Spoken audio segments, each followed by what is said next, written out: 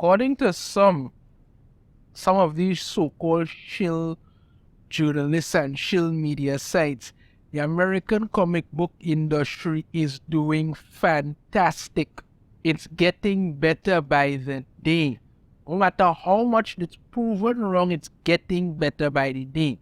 Now, a few months ago, I saw this article here from Rob Salkowitz from ICV2. Now, listen to this part. I want to read very carefully because I saw that I was going to originally do a video on it, but I decided to wait because I said, you know what? Eventually, I'm going to have to put his foot in his mouth. Let's see what it is. This is what he said here. North American comic sales top 2 billion. Let's start off with the good news. It's raining money. According to the annual ICV2 Comic-Con market report, sales were up 60% to nearly 2.1 billion across all channels, right? Comics and graphic novels. Yeah, it's raining money. Keep in mind that what they're actually adding up is the manga. You understand? Because when they say comics and graphic novels, and you check it, the actual comics and graphic novels are really basically like just manga that they're pushing. You understand me? It's not like Chainsaw Man and this sort of stuff. That's what you're getting. Not anything else. But no, according to him, you understand me, it's raining money. Right? The comic market is so good, it's raining money. They could bathe in it outside because it is fantastic. Right? That's what he said. It's raining money. Fast forward 3 months later, and he's singing a different tune. After a few flat years during the pandemic, it sure looks like periodical comics are deep into a cylindrical downturn, both financially and creatively. Right? Right. Who is Maybe put it through here? Superhero comics are in a creative rut. Who, if anyone, will fly to the rescue? Well, no shit, Sherlock. Maybe all of us who've been saying all this time that the comic book industry is turning to piss poor crap. Maybe you should have been listening to us, but no, you were out there saying it was raining money, and now listen to him. Superhero comics are in a creative rut. Who, if anyone, will fly to the rescue? Let me go through some of this, because there are some things here that he touches on, and I want to go through some of them and see what and give you my takes on it. Though hard numbers can be tough to figure, reports are that sales are flat or down, dating back as far as September, no further than that. Outside of the usual manga and kid-oriented material, whatever graphic novels, webtoons, and media adaptations are doing to expand the top of the market funnel, the perennial market leaders aren't doing much to keep those readers in the pipeline with monthly must-reads. Recent data shows superheroes are about to lose their place as the top-selling category in US comics and graphic novels. But they've lost that long ago. Long ago. Something that frankly might end up being good for the medium. Because listen, they had putting something, but it's going to hurt the direct market that depends on reliable repeat customers for monthly periodicals. So what's keeping things bottled up? Here are a few possible culprits. So he's going to go through, I'm going to go through what I want to give you my take on it. Supply and demand mismatch. If there are too many books chasing not enough readers, the result is a market slowdown. 2022 saw a 7% increase in the number of monthly titles published by major publishers, according to Comic-Con, showing the market is gradually recovering to pre-pandemic levels, but its readers' interest and buying power also increasing to match, reader interest and buying power also increasing to match the new supply. More to the point, do readers have the same money and attention to devote to the hobby as they had when everyone was stuck inside doing Zoom meetings? Right? Now, let me take this for a moment, what he's saying here with the supply and demand problem and people have the money and kind of thing.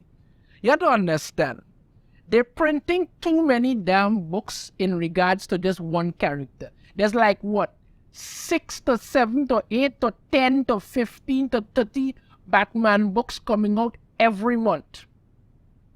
How are you supposed to keep up with that? And the fact that the prices are rising, because if you look at this in the United States alone, comics were $2.99 once. Then they were $3.99. Now they're $4.99. Then they're going to $5.99. Can you really afford to spend that kind of money to keep up with something? Because if you just had, let me say, you had Batman and you had Dark Knight, that was it. People may be willing to say, okay, this is it, let's get it done. But no, you have so many different Batman books, so many different variants of Batman or there, whatever. And not only Batman, you have Spider-Man, X-Men, all these things. And the quality is not good. But you're putting out more because you're figuring to yourself, listen, if we just print as many as possible, they will come. And the fans are turning away. People don't know what the hell to read anymore because they don't know what you're putting out. And the quality sucks ass. That's the only way to put it. That's it. I don't know. And you don't even see that he goes on here to say that lots and lots of mostly young, mostly guys that were pulling down big bucks from tech jobs are now out of work as a result of more than 200,000 layoffs in the past several months and all of this thing. The sales charge so bigger ticket books like Nightwing number 100 at $6.99 and various Batman One Bad Day books at $7.99. Come on now, man. Can they go on here? Stale creative process, not to disparage the hard-working men and women who make our comic books month in and month out, but the sparkle of imagination that was at work at various points over the past 10 to 12 years seems fainter these days. Some of the top talent that propelled DC Comics and Marvel Comics in the teens has moved on to create their own titles, digital first books or opportunities elsewhere in the entertainment industry, and their replacements have not quite hit their stride. Now, this is something I've talked about many times before. Marvel and DC are not hiring the best anymore. They're not hiring comic book writers. They're hiring activists who are using comic books as a pulpit to preach their woke agenda garbage. And because Marvel and DC refuses to fire these people, they refuse to fire them. They just continue to do it because when you see people putting out comics that fail repeatedly, what do? They just restart the book, restart the number one again with the exact same author. How many times is Tini Howard going to screw up X-Men before it gets through to them? This woman doesn't know what the ass she's doing. Tini Howard doesn't want to write X-Men. She wants to write Dungeons and Dragons and that kind of thing. She doesn't know what she's doing. But Tini Howard's whole thing is that, she's some kind of honorary lesbian, and that's why she's writing these lesbian-type stories, even though she's married to a man. You look at writers like Tom Taylor. Tom Taylor cannot write Superman stories. He cannot write anything at all. The man needs to not be there. But rather than do that, you just keep giving them more work. And the actual writers, the actual people who are passionate about it, like they say here, moved on to creative own titles and all kind of thing. I mean, you look at some of these indie projects that are coming out now, some of these publishers, some of these people who are putting out comics on Indiegogo or doing their own thing. Eric July did ISOM, made over $3.7 million on ISOM. That makes him one of the most successful comic book creators in history. You have people like your boy Zach, Yellow Flash is going to do something. All these other people are putting out titles out there. Even Chuck Dixon is putting out books that he done all this time because why? They won't hire Chuck Dixon. because they don't like it, politics or whatever crap they have. But these are people who know what they're doing and you refuse to hire them. Well, what are you doing? Hiring the Vita Ayalas, the Danny Laws, the Tom Taylor, the Tinny Howards, who are just destroying this work. And you just keep promoting them up the ladder. They keep failing upwards. Yes. Media saturation. You might think that superheroes' decade-long domination at the box office, television, and now streaming could only help the sales of the medium of origin, and sometimes it does, as when publishers coordinate the release of archival material with new seasons of hit shows or movies. DC and Marvel have charitably not been great at that. When DC announced a potential authority feature film as James Gunn's big reveal last week, collected editions of the original Wildstorm series were not only out of stock, they were totally out of print.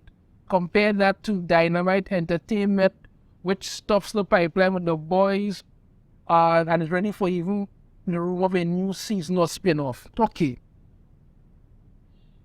Yes, there is media saturation because they are doing a lot of these projects. If you look at the MCU, for instance, you look at the MCU, and I'll say media saturation, yes and no, because if these media forums followed what's in the comics, you wouldn't get that problem. As they mentioned The Boys, most people didn't even know who The Boys were. When The Boys came out on Amazon, people were happy to watch it. They ran for the comics. You look at what's going on with DC and Marvel when they put out, no, and like they say with the Wild, someone what kind of thing they put out, you can't find them, one. Or what you're getting is just absolute and utter garbage. You're putting out garbage on the big screen, on the small screen, and in the comics. What do you expect? What do you expect? You're not doing what you're supposed to do. And the problem is that some of these so-called creators now are writing these comics like if they're writing seasons for a TV show. That's where their mind is at. They want this to be adapted into a TV show. So let me write this comic like it's a TV show. That's it. Let me write this comic like it's a TV show. It doesn't have to be good. Let me just write it like it's a TV show so it could fit within this so they could make it into a TV show or they could make it into a movie. No. Comics, the only limitation to comics creativity is your imagination. That's it. But they don't do that.